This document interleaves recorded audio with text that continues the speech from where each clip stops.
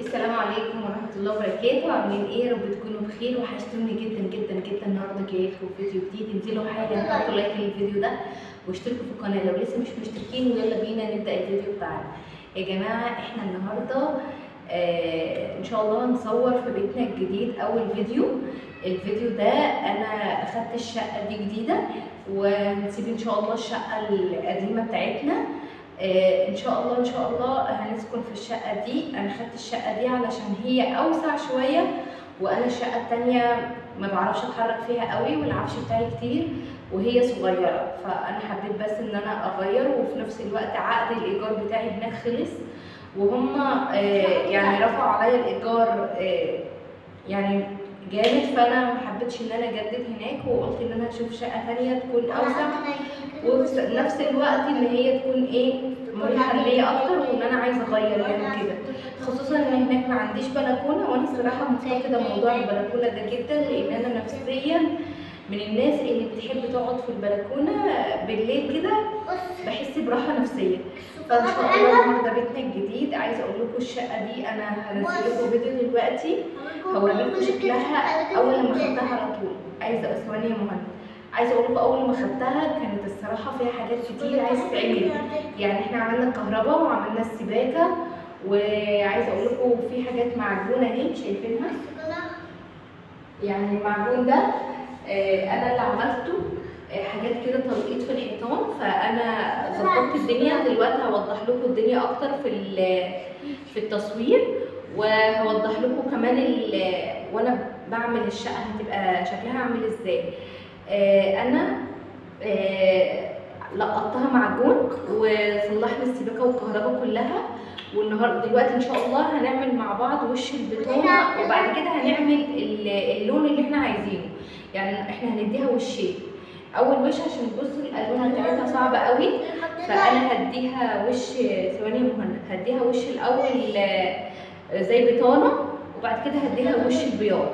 فهنشوف كده مع بعض هنعمل ايه. يلا بينا نبدا الفيديو بتاعنا. اول حاجه ما تنسوش تحطوا لايك للفيديو. يلا بينا على طول. تعالوا بقى اوريكم شكل الشقة اول لما جيت بدأت ان انا استلمها يعني وكده. بصوا ده شكلها. ده كان اول يوم ان انا اخد الشقة فيه. كمان انا لسه كمان كنت مركبة فيها النور ده الليمط دي. دي حاجة مؤقتة. الشقة كانت ضلمة، وزي ما انتوا شايفين كده الشقة كانت متدمرة حرفيا. يعني فعلا فعلا كانت محتاجة توضيب جامد جدا، وكانت محتاجة فعلا مصاريف كتير قوي بصراحة. بس انا يعني انا اللي هوضبها ان شاء الله، وهنروقها مع بعض كده ونشوف الدنيا هنعمل فيها ايه. بصوا شكل المطبخ عامل ازاي. الصراحة كان صعب قوي، وانا اخدتها قلت ان انا هروقها على قد ما اقدر، واشوف انا هعمل فيها ايه.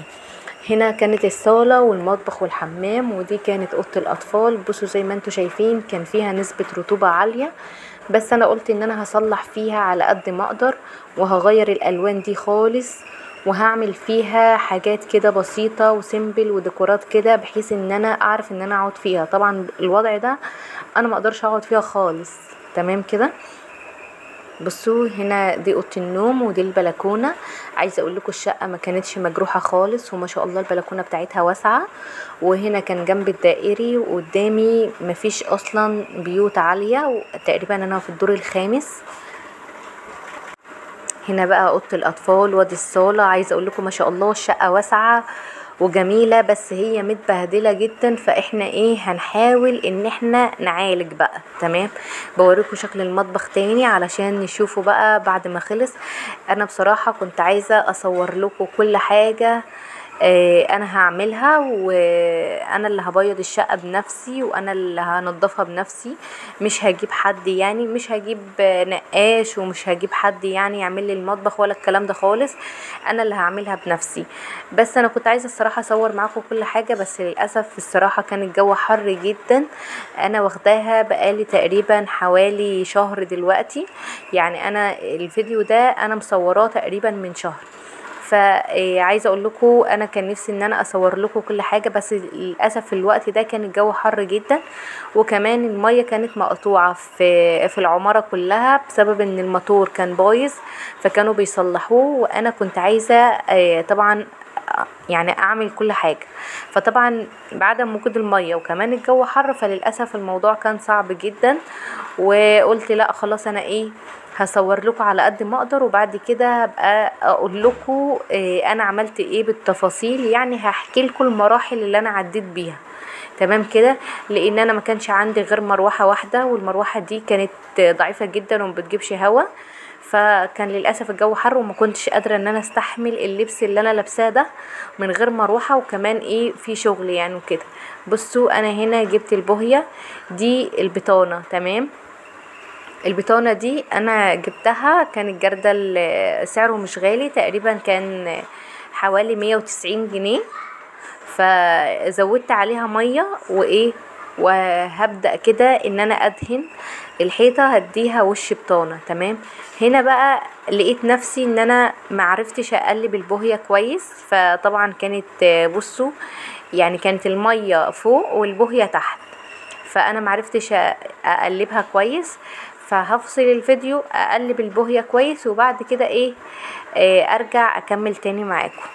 بصوا بقى هنا ادينا بدأت ان انا احط بقى البوهية دي، كان وش البطانة، بحاول ان انا اداري اللون اللي تحت علشان هديها لون فاتح فوق. اللون اللي انا هديهولها يعني هكسر اللون الابيض فانيلا لاتيه، اسمه لون فانيلا لاتيه، فانا هكسر اللون الابيض بسنه كده، حاجه شبه الاوف وايت تقريبا، حاجه شبه كده يعني، اكيد كلكم عارفينه اللون بتاع فانيلا لاتيه ده.